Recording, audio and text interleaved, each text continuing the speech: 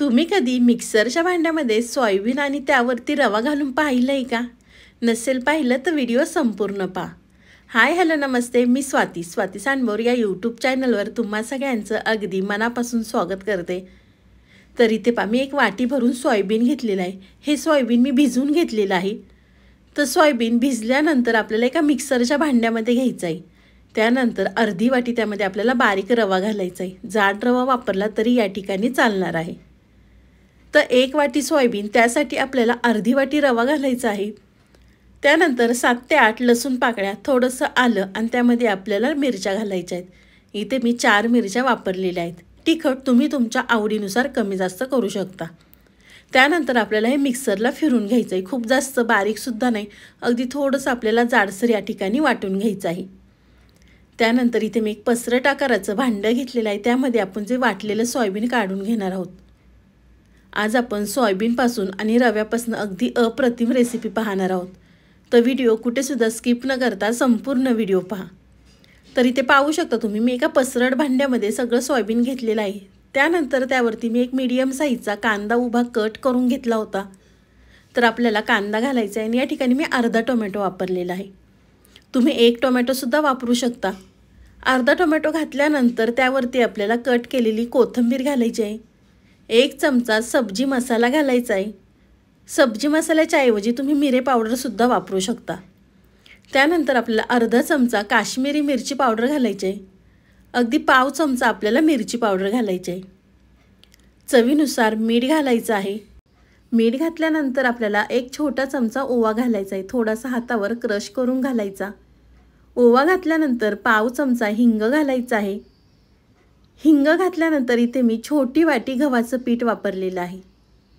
तुम्ही गव्हाच्या पिठाच्या ऐवजी बेसन पीठ किंवा तांदळाचं पीठसुद्धा वापरू शकता, पण या ठिकाणी मी गव्हाचं पीठ वापरलेलं आहे. गव्हाचं पीठ घातल्यानंतर हे सगळं व्यवस्थित आपल्याला मिक्स करून घ्यायचं आहे.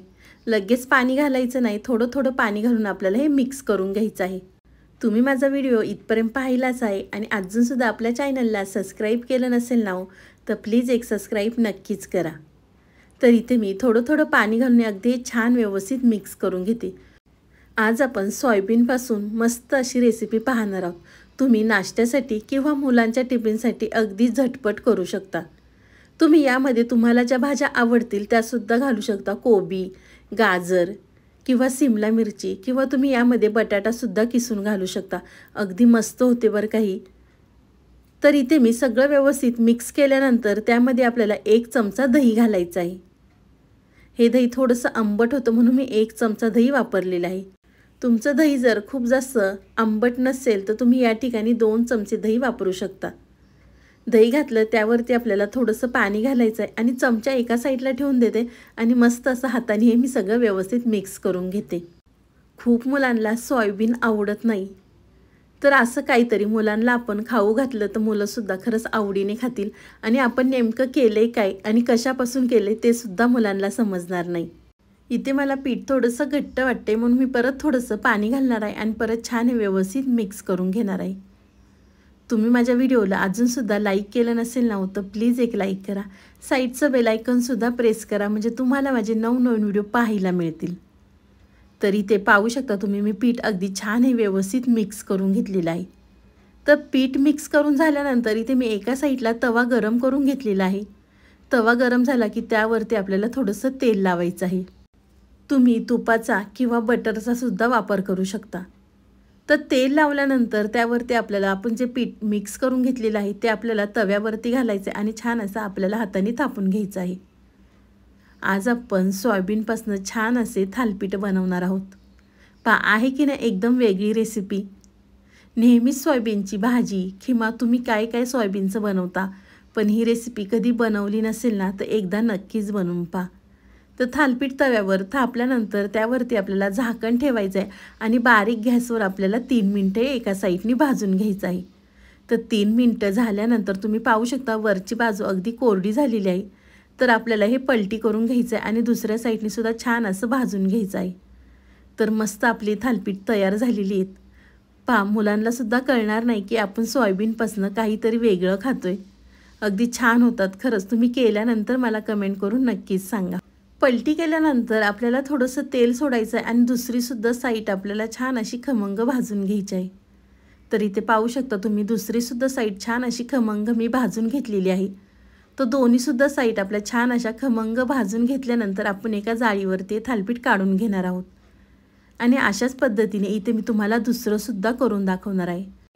आपल्या चॅनलवर खूप छान छान अशा थालीपीठाच्या रेसिपी मी अपलोड केलेल्या आहे। खूप वेगळ्या पद्धतीच्या मी तुम्हाला दाखवलेल्या आहे। तुम्ही ते सुद्धा व्हिडिओ पाहिले नसतील ना तर प्लीज एकदा नक्कीच जाऊन पहा।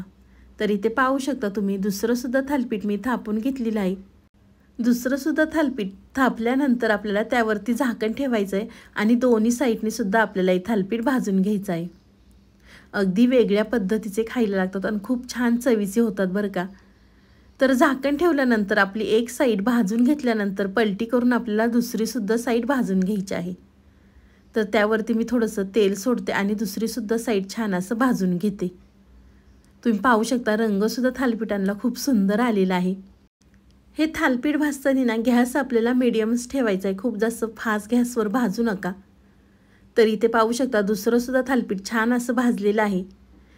त्यानंतर इथे मी एका प्लेटमध्ये थालीपीठ घेतलेलं आहे। त्यासंग मी कारळ्याची चटणी, कढीपत्त्याची चटणी, शेंगदाण्याची चटणी, तुम्ही टोमॅटो केचप संग किंवा मेयोनीज संग सुद्धा खाऊ शकता। कढीपत्त्याची चटणीचा व्हिडिओ मी अपलोड केलेला आहे। तुम्ही तो व्हिडिओ पाहिला नसेल ना तर प्लीज एकदा नक्कीच जाऊन पहा। तुम्हाला माझी आजची रेसिपी आवडली असेल ना तर प्लीज व्हिडिओला लाईक करायला विसरू नका। तर चला, तुम्ही माझा संपूर्ण व्हिडिओ पाहिल्याबद्दल थँक्यू सो मच। पुन्हा भेटूया असाच एक छानसा व्हिडिओ घेऊन, तोपर्यंत बाय।